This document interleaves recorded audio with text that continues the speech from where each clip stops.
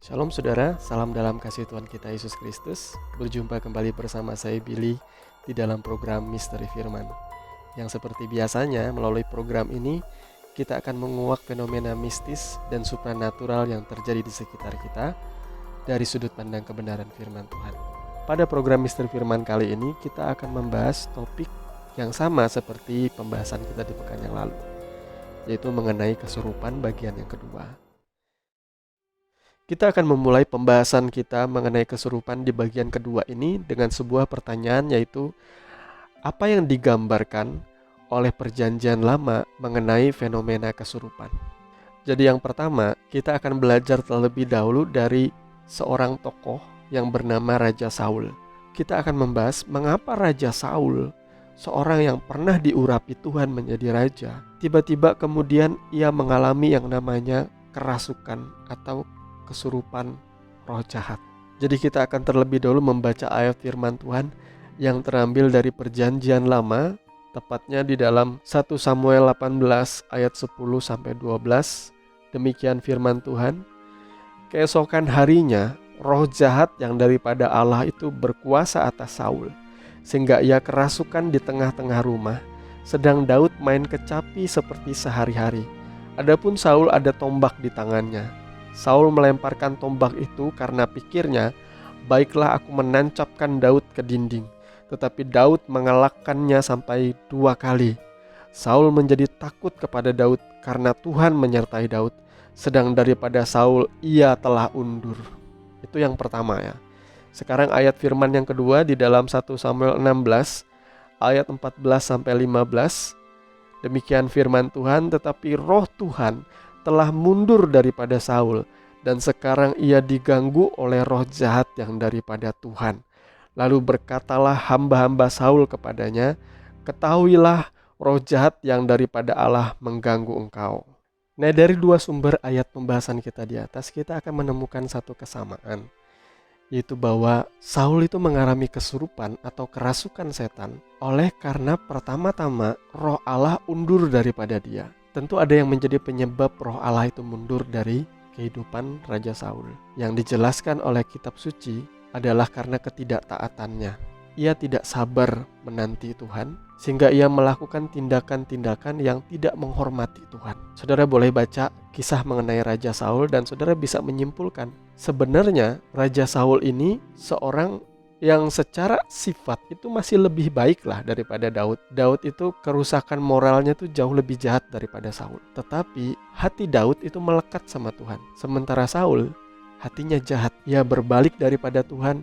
Ia tidak mengikuti Tuhan dengan sungguh-sungguh. Oleh sebab itulah kenapa roh Allah itu undur daripada diri Saul. Sehingga ketika roh Allah undur, maka roh jahat yang daripada Tuhan itu yang datang. Mungkin saudara bertanya-tanya, kenapa kok disebutkan di sini roh jahat yang daripada Tuhan? Seolah-olah Tuhan memang mengirimkan roh jahat ini untuk menyiksa Raja Saul. Saya berani katakan bahwa ini memang benar. Tuhan memang mengizinkan roh jahat itu untuk menyiksa Saul. Saudara harus juga memahami kekerasan Tuhan, bahwa ia adalah api yang menghanguskan, dan ia tidak bermain-main dengan orang yang berbuat dosa. Ia mengasihi orang berdosa itu benar, tetapi setiap dosa akan ada konsekuensi. Termasuk ketika Saul tidak taat, berbalik dan meninggalkan Tuhan, maka saat itulah roh Allah undur daripada Saul, sehingga yang terjadi kemudian adalah roh jahat yang daripada Tuhan yang datang dalam kehidupan Saul. Dalam Ulangan pasal 28 itu dibagi 2 hal, yaitu berkat dan kutuk. Saudara boleh membaca pembahasan mengenai kutuk itu jauh lebih banyak daripada berkat, supaya saudara mengerti dan memahami bahwa Tuhan Allah kita itu pribadi yang keras, yang tegas, agar kita belajar untuk menghormati Dia. Ketika bangsa Israel itu memberontak melawan Tuhan, biasanya Tuhan akan hukum, bukan? Kalau enggak dengan tulah, ada juga ular beludak. Kalau tidak, Tuhan mengirimkan bangsa lain untuk menyerang orang Israel. Bahkan di zaman raja-raja, Tuhan bisa menyerahkan bangsa Israel untuk dijajah oleh bangsa lain, untuk menunjukkan kepada saudara bagaimana rasanya ketika engkau berpaling daripada Tuhan dan Tuhan tidak lagi menyertai hidupmu. Nah, relevansinya zaman sekarang dari kisah Raja Saul tadi, kita harusnya belajar bahwa jangan sekali-kali kita coba-coba untuk meninggalkan Tuhan Allah kita. Jangan sekali-kali hatimu berbalik daripada dia. Nah, kemudian fenomena kedua yang dikatakan oleh perjanjian lama mengenai kesurupan ialah yang dialami oleh nabi-nabi Baal di zaman Nabi Elia. Dan untuk memahami hal ini, mari kita membaca ayat firman Tuhan yang terambil di dalam 1 Raja-Raja 18 ayat 25-29. Kemudian Elia berkata kepada nabi-nabi Baal itu, "Pilihlah seekor lembu dan olahlah itu dahulu, karena kamu ini banyak. Sesudah itu panggillah nama Allahmu, tetapi kamu tidak boleh menaruh api." Mereka mengambil lembu yang diberikan kepada mereka, mengolahnya dan memanggil nama Baal. Dari pagi sampai tengah hari katanya, "Ya Baal, jawablah kami." Tetapi tidak ada suara, tidak ada yang menjawab. Sementara itu mereka berjingkat-jingkat di sekeliling mezbah yang dibuat mereka itu. Pada waktu tengah hari, Elia mulai mengejek mereka, katanya, "Panggillah lebih keras, bukankah dia Allah? Mungkin ia merenung, mungkin ada urusannya, mungkin ia bepergian, barangkali ia tidur dan belum terjaga." Maka mereka memanggil lebih keras serta menoreh-noreh dirinya dengan pedang dan tombak, seperti kebiasaan mereka, sehingga darah bercucuran dari tubuh mereka. Sesudah lewat tengah hari, mereka kerasukan sampai pada waktu mempersembahkan korban petang, tetapi tidak ada suara, tidak ada yang menjawab, tidak ada tanda perhatian. Nah, dari pembacaan Alkitab kita tadi sudah jelas bukan bahwa mereka kesurupan itu karena mereka melakukan ritual-ritual kebudayaan dan kebiasaan mereka saat memanggil dewa Baal. Mereka berseru-seru memanggil Baal-Baal sambil mulai menggoresi tubuh mereka dengan tombak dan pedang sampai mengeluarkan darah. Lalu mereka kesurupan. Tetapi lucunya di sini, kalaupun mereka kesurupan, tidak terjadi apa-apa. Api tetap tidak menyala dan mereka jadi bahan cemoohan dari Nabi Elia. Dari awal saja Nabi Elia itu sudah mengejek mereka. "Panggillah Tuhanmu lebih keras lagi." Mungkin dia sedang jalan-jalan, mungkin dia sedang liburan, mungkin dia sedang bersantai, atau mungkin dia terlalu sibuk. Ini untuk menunjukkan kepada kita Allah mana yang berkuasa. Apakah Allahnya Nabi Baal ataukah Allah kita yang maha kuasa? Dari cerita tadi saya bisa mendapatkan sebuah kesimpulan, yaitu ngapain kita bertanya-tanya kepada roh orang mati? Ngapain kita memanggil-manggil dewa karena mereka toh tidak bisa menjawab? Ngapain juga kamu pergi ke tempat-tempat pesugihan untuk mencari sesuatu? Karena faktanya di sini Allah lain, dewa lain, ilah lain, bahkan roh-roh lain tuh tidak bisa memberikan jawaban. Memberikan kesurupan iya, menyalakan api tidak bisa. Sementara ketika giliran Elia, ia bahkan dengan sengaja membasahi mezbah itu dengan air banyak-banyak. Tetapi ketika ia berdoa, api langsung turun dari langit dan membakar habis persembahan Elia. Disitulah kemenangan Elia. Dan sekarang kita akan membahas mengenai fenomena kesurupan di dalam perjanjian baru.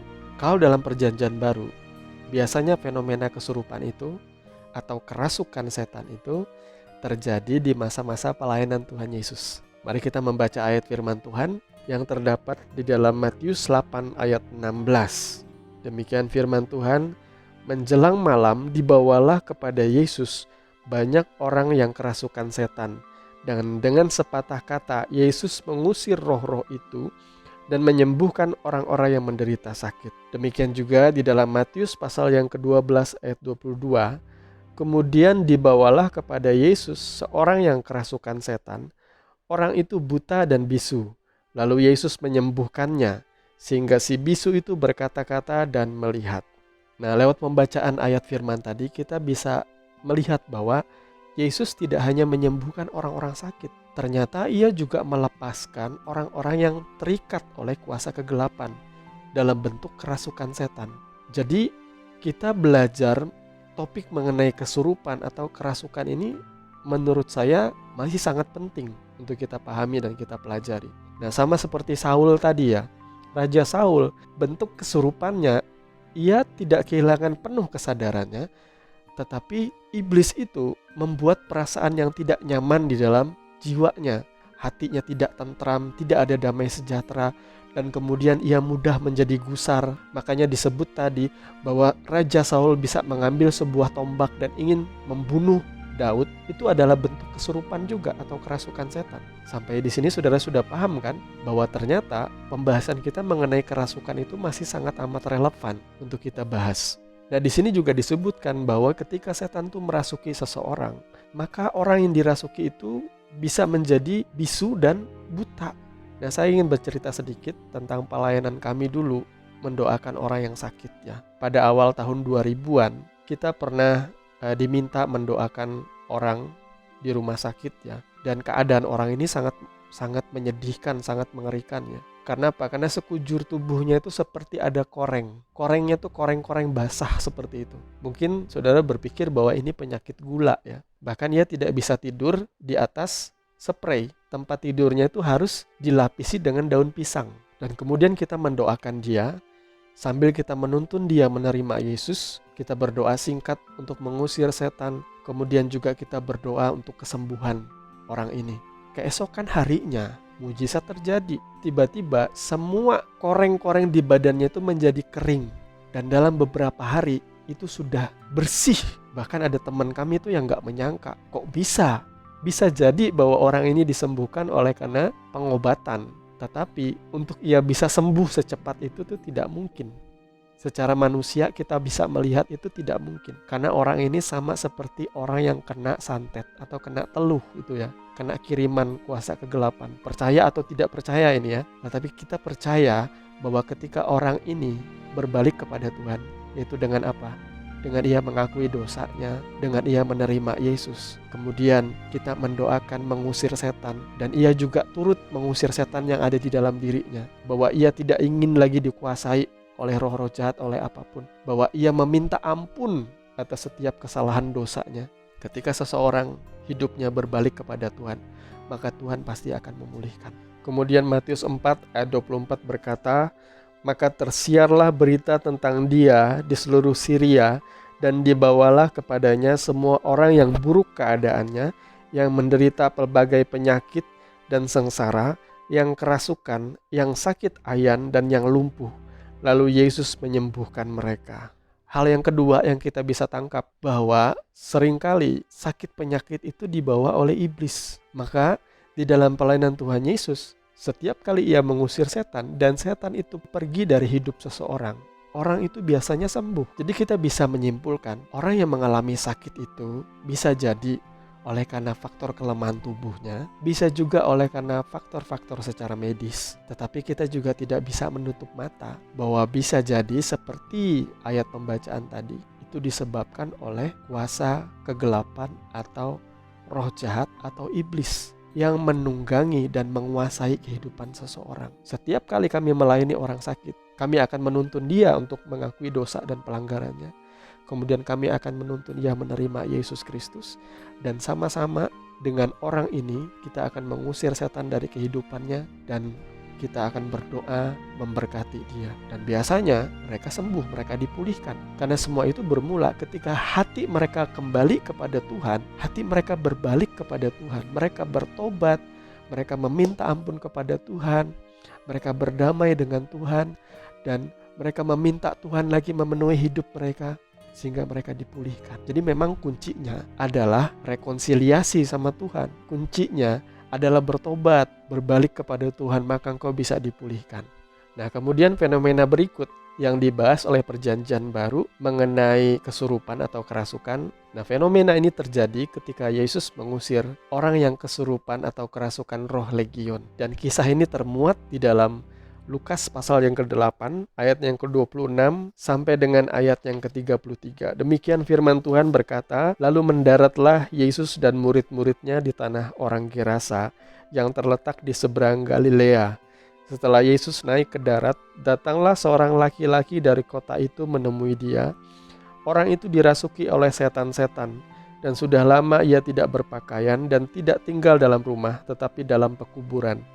Ketika ia melihat Yesus, ia berteriak lalu tersungkur di hadapannya dan berkata dengan suara keras, "Apa urusanmu dengan aku, hai Yesus, Anak Allah yang Maha Tinggi? Aku memohon kepadamu supaya engkau jangan menyiksa aku." Ia berkata demikian sebab Yesus memerintahkan roh jahat itu keluar dari orang itu. Karena sering roh itu menyeret-nyeret dia, Maka untuk menjaganya, ia dirantai dan dibelenggu, tetapi ia memutuskan segala pengikat itu, dan ia dihalau oleh setan itu ke tempat-tempat yang sunyi. Dan Yesus bertanya kepadanya, "Siapakah namamu?" Jawabnya, "Legion," karena ia kerasukan banyak setan. Lalu setan-setan itu memohon kepada Yesus supaya ia jangan memerintahkan mereka masuk ke dalam jurang maut. Adalah di sana sejumlah besar babi sedang mencari makan di lereng gunung. Lalu setan-setan itu meminta kepada Yesus supaya ia memperkenankan mereka memasuki babi-babi itu. Yesus mengabulkan permintaan mereka. Lalu keluarlah setan-setan itu dari orang itu dan memasuki babi-babi itu. Kawanan babi itu terjun dari tepi jurang ke dalam danau lalu mati lemas. Nah, ayat pembacaan kita tadi itu adalah ayat yang paling menggambarkan dengan jelas fenomena kerasukan atau kesurupan. Karena di sini memang digambarkan dengan sangat gamblang bahwa yang menguasai orang tersebut adalah roh-roh jahat. Dan satu hal yang membuka pandangan kita bahwa ternyata roh jahat itu nggak cuma satu, karena ada banyak roh yang menguasai orang ini. Bahkan ketika Yesus mengusir setan ini masuk ke dalam tubuh babi-babi itu, ternyata ada 2000 ekor babi loh yang kerasukan, kemudian terjun sampai akhirnya mati lemas. Kalau sebelumnya kita pernah membaca ayat firman yang berkata ketika roh jahat keluar dari seseorang, kemudian ia mengelana, mengembara, lalu ia kembali ke rumah yang pertama tadi. Ia melihat rumah itu tersapu bersih, tersusun rapi. Kemudian ia mengajak 7 roh lain yang lebih jahat. Ternyata sangat wajar untuk roh jahat atau kuasa kegelapan itu membawa teman-temannya yang lain menguasai hidup seseorang. Saya menyadari loh ya, ada orang-orang yang hidupnya seperti setan, yang suka berkelahi, yang tidak punya empati, yang tidak punya kemanusiaan, bengis, sadis, tidak punya belas kasihan. Saya menyadari mungkin ada begitu banyak setan menguasai hidupnya. Saya tidak peduli ada orang cerita begini, kok manusia tuh lebih jahat daripada setan? Saya bilang enggak. Itu bisa jadi memang benar-benar setan menguasai hidup seseorang itu. Dan memang setan itu jahat. Di Alkitab sudah jelas. Setan menguasai, setan menyiksa. Di dalam perjanjian baru, setan itu seringkali digambarkan menjadi penyebab sakit penyakit. Kita bertanya-tanya, apakah memang setan punya kuasa untuk membuat seseorang sakit? Saya bisa jawab iya. Jelas sekali, selama Tuhan mengizinkan loh ya. Tetapi kalau Tuhan tidak mengizinkan, maka setan tidak bisa berbuat apapun terhadap kita. Dari mana saya tahu ini? Dari kisah Ayub. Untuk lebih jelasnya, saudara bisa baca kitab Ayub dan saudara akan melihat di situ bagaimana Ayub mempertahankan imannya dengan baik. Yang mau kita lihat di sini adalah Tuhan membuka akses bagi iblis untuk mencobai Ayub dan menimpakan Ayub hal-hal yang buruk.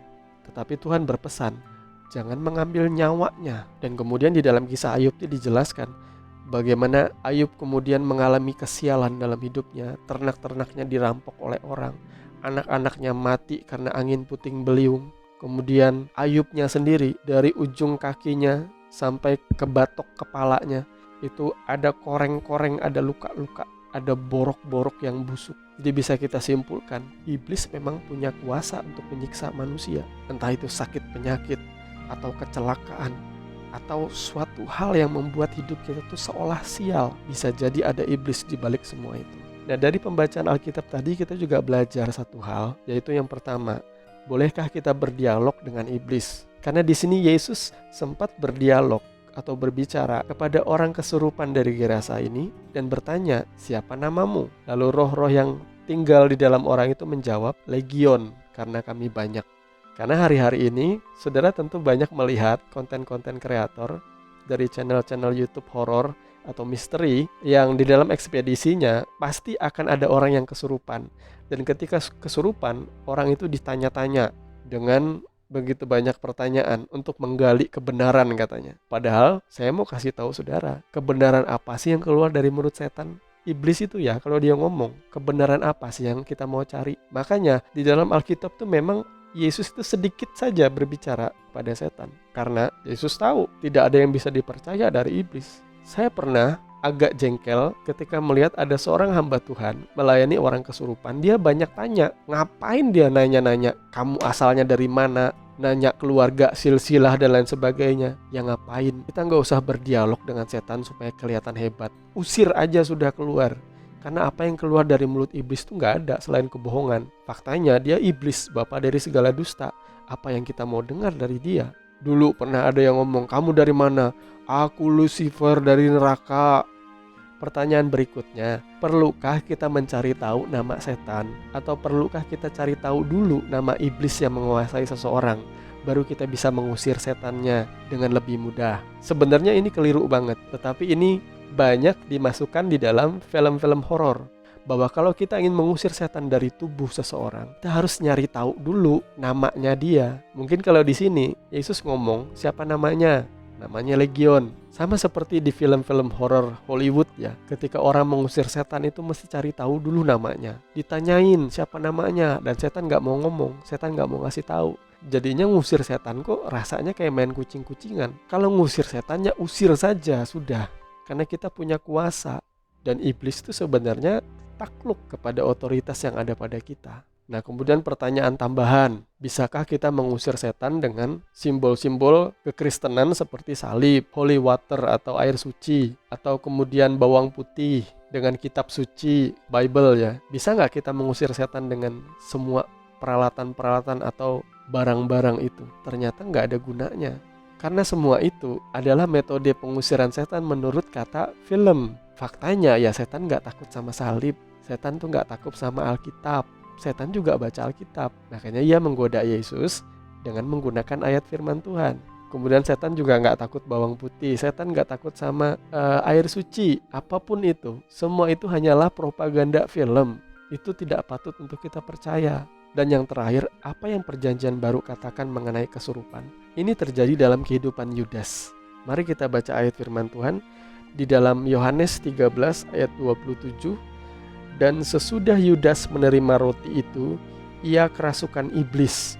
Maka Yesus berkata kepadanya, "Apa yang hendak kau perbuat, perbuatlah dengan segera."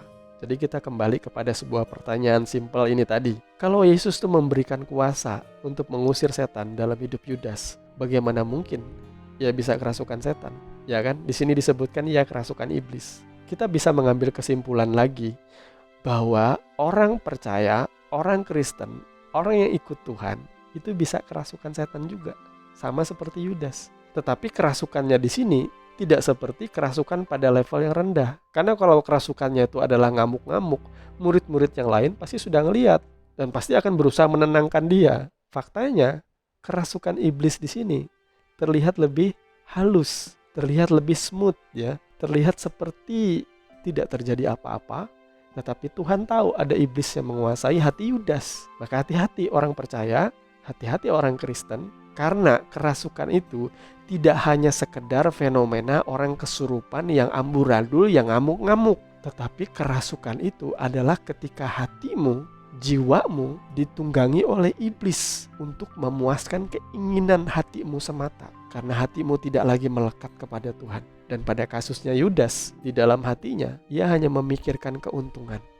Ia hanya pengen cari cuan, cari duit. Dan Yesus sendiri berkata, saingan Tuhan di dalam hati manusia itu cuma satu, mamon, yaitu roh cinta akan uang. Hamba-hamba Tuhan, bahkan seorang seperti Yudas. Perhatikan, ini orang yang dekat sama Tuhan loh. Bagaimana mungkin orang yang dekat sama Tuhan bisa kerasukan setan? Itu kan pertanyaan yang lucu. Tetapi jawabannya sudah jelas. Karena di dalam hatinya tidak ada lagi Tuhan. Di dalam hatinya hanya ada keinginan-keinginan daging dan keinginan mata dan keangkuhan hidupnya semata.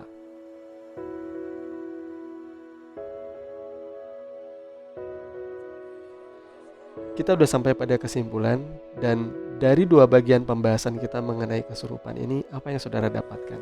Kita bisa menemukan satu poin yang paling utama, bahwa kesurupan yang paling berbahaya itu adalah ketika hati kita melekat kepada dosa, sehingga kita ingin selalu memuaskan apa yang menjadi keinginan daging, keinginan mata, dan keangkuhan hidup kita. Jadi yang paling penting adalah saudara memiliki hubungan pribadi dengan Tuhan. Saudara menata kehidupan saudara untuk selalu melekat dengan Tuhan kita Yesus Kristus. Saudara mencintai firman dan memenuhi hati dan pikiran saudara dengan kebenaran. Dan saya percaya saudara diberkati lewat sharing firman kita di kesempatan hari ini. Saya berdoa supaya saudara semakin lebih dalam lagi memahami kebenaran yang boleh memerdekakan kehidupan kita.